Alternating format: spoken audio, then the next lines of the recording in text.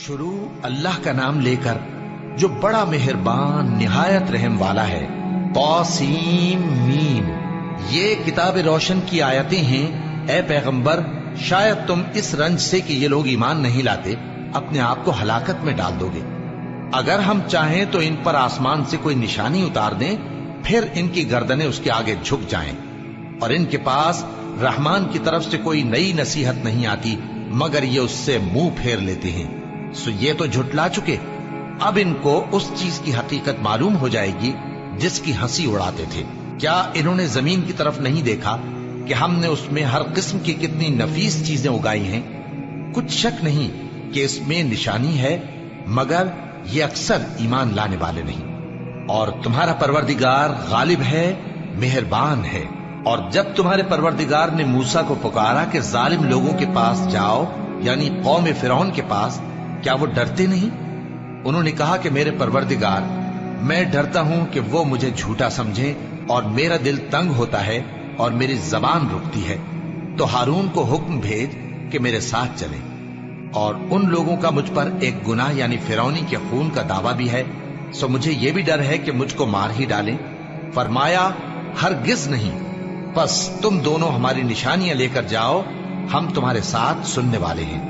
سو دونوں فرعون کے پاس جاؤ اور کہو کہ ہم تمام جہانوں کے مالک کے بھیجے ہوئے ہیں، اور اس لیے آئے ہیں کہ آپ بنی اسرائیل کو ہمارے ساتھ جانے کی اجازت دیں۔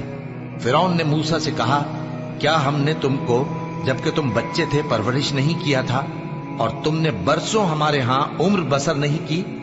اور تم نے ایک اور کام کیا تھا جو کیا، تم ناشکرے معلوم ہوتے ہو۔ موسیٰ نے کہا کہ ہاں، وہ حرکت مجھ سے ناگہاں سرزد ہوئی تھی اور میں خطا کاروں میں تھا۔ پھر جب مجھے تم سے ڈر لگا تو میں تمہارے پاس سے فرار ہو گیا۔ پھر میرے رب نے مجھ کو نبوت و علم بخشا اور مجھے پیغمبروں میں سے کیا۔ اور کیا یہی احسان ہے جو آپ مجھ پر رکھتے ہیں کہ آپ نے بنی اسرائیل کو غلام بنا رکھا ہے؟ فرعون نے کہا، اور رب العالمین کیا ہوتا ہے؟ فرمایا، آسمانوں اور زمین اور جو کچھ ان دونوں میں ہے سب کا مالک، بشرطے کہ تم لوگوں کو یقین ہو۔ فرعون نے اپنے ارد گرد کے لوگوں سے کہا کہ کیا تم سنتے نہیں؟ موسیٰ نے کہا کہ تمہارا اور تمہارے اگلے باپ دادوں کا بھی مالک۔ فرعون نے کہا کہ یہ پیغمبر جو تمہاری طرف بھیجا گیا ہے باولا ہے۔ موسیٰ نے کہا کہ مشرق اور مغرب اور جو کچھ ان دونوں کے درمیان ہے سب کا مالک، بشرطے کہ تم کو سمجھ ہو۔ فرعون نے کہا کہ اگر تم نے میرے سوا کسی اور کو معبود بنایا تو میں تمہیں قید کر دوں گا۔ موسیٰ نے کہا، خواہ میں آپ کے پاس روشن چیز لاؤں یعنی معجزہ؟ فرعون نے کہا، اگر سچے ہو تو اسے لاؤ، دکھاؤ۔ بس انہوں نے اپنی لاٹھی ڈال دی تو وہ اسی وقت صاف اژدہا بن گئی، اور اپنا ہاتھ جو نکالا تو اسی دم دیکھنے والوں کے لیے سفید براق نظر آنے لگا۔ فرعون نے اپنے گرد کے سرداروں سے کہا کہ یہ تو ایک ماہر جادوگر ہے، چاہتا ہے کہ تم کو اپنے جادو کے زور سے تمہارے ملک سے نکال دے، تو تمہاری کیا رائے ہے؟ انہوں نے کہا کہ اس کو اور اس کے بھائی کو کچھ مہلت دیجیے اور شہروں میں نقیب بھیج دیجیے کہ سب ماہر جادوگروں کو جمع کر کے آپ کے پاس لے آئیں۔ آخر جادوگر ایک مقررہ دن کی میعاد پر جمع ہو گئے، اور لوگوں سے کہہ دیا گیا کہ تم سب کو اکٹھے ہو جانا چاہیے، تاکہ اگر جادوگر غالب رہیں تو ہم ان کے پیرو ہو جائیں۔ پھر جب جادوگر آ گئے تو فرعون سے کہنے لگے کہ اگر ہم غالب رہے تو ہمیں صلہ بھی عطا ہوگا؟ فرعون نے کہا، ہاں، اور تب تم مقربوں میں بھی داخل کر لیے جاؤ گے۔ موسیٰ نے ان سے کہا کہ جو چیز ڈالنی چاہتے ہو ڈالو۔ تو انہوں نے اپنی رسیاں اور لاٹھیاں ڈالیں اور کہنے لگے کہ فرعون کے اقبال کی قسم، ہم ہی ضرور غالب رہیں گے۔ پھر موسیٰ نے اپنی لاٹھی ڈالی تو وہ ان چیزوں کو جو جادوگروں نے بنائی تھیں نگلنے لگی۔ تب جادوگر سجدے میں گر پڑے اور کہنے لگے کہ ہم تمام جہانوں کے مالک پر ایمان لائے، جو موسیٰ اور ہارون کا رب ہے۔ فرعون نے کہا، کیا اس سے پہلے کہ میں تم کو اجازت دوں تم اس پر ایمان لے آئے؟ بے شک یہ تمہارا بڑا ہے جس نے تم کو جادو سکھایا ہے، سو ان قریب تم اس کا انجام معلوم کر لو گے کہ میں تمہارے ہاتھ اور مخالف سمت کے پاؤں کاٹ دوں گا اور تم سب کو سولی پر چڑھا دوں گا۔ انہوں نے کہا کہ کچھ نقصان کی بات نہیں، ہم اپنے پروردگار کی طرف لوٹ جانے والے ہیں، ہمیں امید ہے کہ ہمارا پروردگار ہمارے گناہ بخش دے گا، اس لیے کہ ہم اول ایمان لانے والوں میں ہو گئے۔ اور ہم نے موسیٰ کی طرف وحی بھیجی کہ ہمارے بندوں کو راتوں رات لے نکلو البتہ फिरौनियों की तरफ से तुम्हारा ताक़ुब किया जाएगा। तो फिरौन ने शहरों में नकीब रवाना किए और कहा कि ये थोड़े से लोगों की जमात है और ये हमसे गुस्सा खा रहे हैं और हम सब इनसे खतरा रखते हैं। आखिर हमने उनको बागों और चश्मों से निकाल दिया और खजानों और नफीस मकानात से। उनके साथ हमने इसी तरह किया और इन चीजों का वारिस बनी इसराइल को बना दिया। तो उन्होंने सूरज निकलते वक्त उनका ताक़ुब किया। फिर जब दोनों जमातें आमने सामने हुई तो मूसा के साथी कहने लगे कि हम तो पकड़ लिए गए। मूसा ने कहा, हरगिज नहीं, मेरा परवरदिगार मेरे साथ है, वो मुझे रास्ता बताएगा। उस वक्त हमने मूसा की तरफ वही भेजी कि अपनी लाठी समंदर पर मारो, तो समंदर फट गया। सो हर एक टुकड़ा यूं हो गया कि गोया बड़ा पहाड़ है।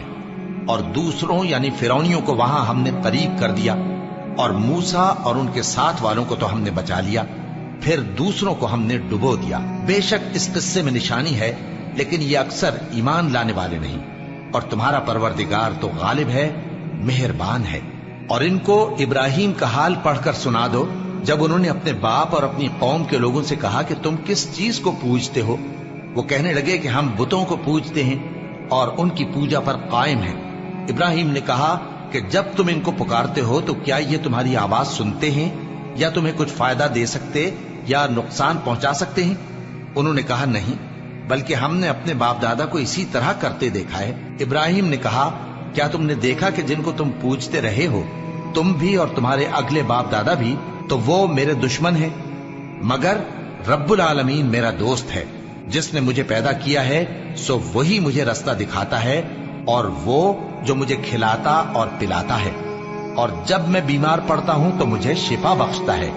और वो जो मुझे मौत देगा और फिर जिंदा करेगा, और वो जिससे मैं उम्मीद रखता हूं कि क़यामत के दिन मेरा कसूर बख्शेगा। ए परवरदिगार, मुझे इल्म दानिश अता फरमा और नेकूकारों में शामिल फरमा, और बाद वाले लोगों में मेरा जिक्र नेक बाकी रखियो, और मुझे नेमत की बहिश्त के वारिसों में शामिल कीजो।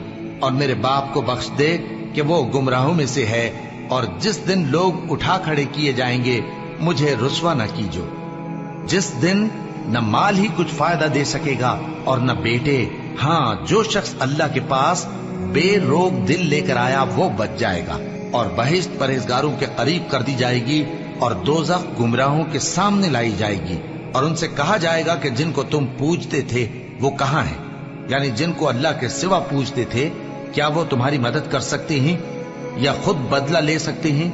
तो वो खुद और गुमराह यानी बुत और बुत परस्त औंधे मुंह दोज़ख में डाल दिए जाएंगे।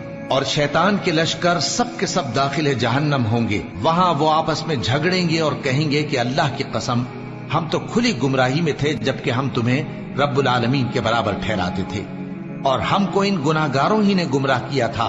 तो आज न कोई हमारे लिए सिफारिश करने वाला है और न कोई गर्मजोश दोस्त। तो काश हमें दुनिया में दोबारा जाना हो तो हम मोमिनों में हो जाएं। बेशक इसमें निशानी है और इनमें अक्सर ईमान लाने वाले नहीं।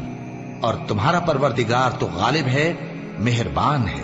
कौम नूह ने भी पैगंबरों को झुटलाया जब उनसे उनके भाई नूह ने कहा कि तुम डरते क्यों नहीं, मैं तो तुम्हारा अमानतदार पैगंबर हूं, तो अल्लाह से डरो और मेरा कहा मानो। और मैं इस काम का तुमसे कोई सिला नहीं मांगता, मेरा सिला तो रब्बुल आलमीन के जिम्मे है। तो अल्लाह से डरो और मेरे कहने पर चलो। वो बोले कि क्या हम तुमको मान लें जबकि तुम्हारे पैरों तो रजील तरीन लोग हुए हैं। नूह ने कहा, मुझे क्या मालूम कि वो क्या करते हैं, उनका हिसाब आमाल मेरे परवरदिगार के जिम्मे है, काश तुम समझो। और मैं मोमिनों को निकाल देने वाला नहीं हूं, मैं तो फकत साफ साफ खबरदार करने वाला हूं। उन्होंने कहा कि नूह, अगर तुम बाज ना आओगे तो संसार कर दिए जाओगे। नूह ने कहा कि परवरदिगार, मेरी कौम ने तो मुझे झुटला दिया, सो तू मेरे और इनके दरमियान एक खुला फैसला कर दे और मुझे और जो मोमिन मेरे साथ हैं उनको बचा ले। बस हमने उनको और जो उनके साथ भरी हुई कश्ती में सवार थे उनको बचा लिया। फिर उसके बाद हमने बाकी लोगों को डुबो दिया। बेशक इसमें निशानी है और उनमें अक्सर ईमान लाने वाले नहीं थे। और तुम्हारा परवरदिगार तो गालिब है, मेहरबान है। कौम आद ने भी पैगंबरों को झुटलाया जब उनसे उनके भाई हूद ने कहा, क्या तुम डरते नहीं, میں تو تمہارا امانت دار پیغمبر ہوں، تو اللہ سے ڈرو اور میرا کہا مانو، اور میں اس کا تم سے کچھ بدلہ نہیں مانگتا۔